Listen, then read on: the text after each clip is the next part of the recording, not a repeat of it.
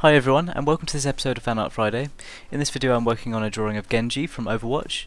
Last week I worked on a drawing of Tracer, and the support on that drawing was amazing, so thank you so much to all of you who watched that video. A bunch of you requested this drawing, so I wanted to make sure I worked on it, and if you have any more suggestions for future videos, then please let me know in the comments below. I read through them every week, and I make sure to note down any ideas that I could work on for future videos. For the first layer of outlining, I started off by using a 0.05mm sepia coloured Copic Marker pen. This is the pen that I absolutely love starting off these drawings with, having that control over the thick and the thin lines and making sure to add some thickness to the undersides of some parts of the drawing, underneath his jaw and to the undersides of some parts of the plates of the armour. Having the dynamic change between the lines is really effective in a drawing like this. And I also made sure to have a box panel going around the drawing. This is a style of drawing that I absolutely love using. It really helps to bring out the character and make them stand out from the page, especially when you have the character overlapping the frames of the panel. Once I'd completed the first layer of outlining, it was time to move on to the colouring. And for the colouring I used Copic Markers.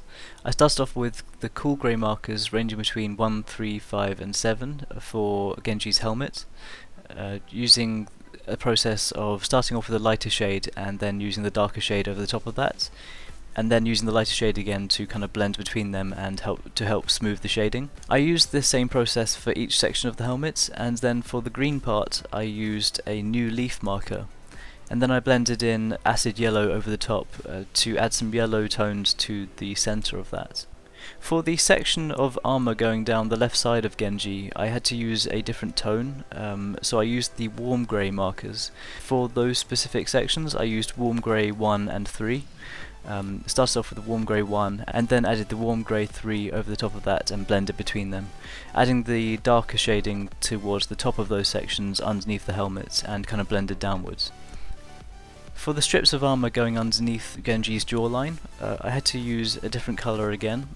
I laid down a layer of the warm greys. I think I used warm grey 5 to add some darker shading to those areas. And then over the top of all of that I added a layer of baby blossoms, and this colour really worked well, and it works well with the reference images I had in front of me. I think it was similar to the tones that they used, and I think it blended well with the background colour that I added later on in this video. I used the same process for each section of the drawing moving forward, using the lighter tones and then adding the darker tones over the top of them, and then using the lighter tones again to blend between them and smooth up the shading. I used that for the right side of the drawing with the cool greys, and then for the left side of the drawing with the warm greys. I used mainly cool grey markers for the colouring on Genji's sword as well. It required a different kind of green for this colouring, for which I used a apple green marker to add to some of the sections on the left side of the sword. For the handle I used the cool grey 7, and then I added some extra layers of that colouring over the top to add some darkness to some of the pads along the handle, and then I used cool grey 3 and 5 to add the shading at the top. Once I'd added all of the layers of colouring to Genji, it was time to focus on the second layer of the outlining. I've been trying to spend more time on the outlining in my recent drawings, and I think it's paid off really well. Really focusing on the lines and making sure they're as smooth as possible, trying really hard not to make any mistakes. So I love having the sepia coloured pen to start off the outlining, and then I add the colouring, and then I add a second layer of outlining over the top.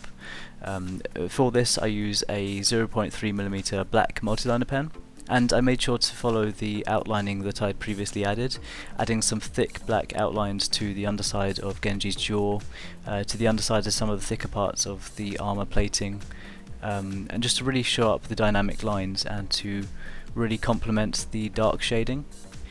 I decided to also add some highlights to the drawing, and this is something that I really love doing in all of my drawing videos, especially when I'm working on characters and I want to have them standing out from the background. Adding some highlights to some parts of the armour plating and to help add to that 3D depth, especially going alongside the previously added outlining. With all of these details added, it was time to focus on the background, and for that I decided on a lavender marker. I felt like this would go really well alongside the green colouring on this drawing. green and purple work really well together. So I used this lavender marker to add a base layer of colouring in the background, making sure to leave an outline of white going around the character. To help smoothen this outline going around the character, I then used the Uni-ball highlighter pen just to add some thickness to the white outline and to help keep the lines nice and straight and smooth.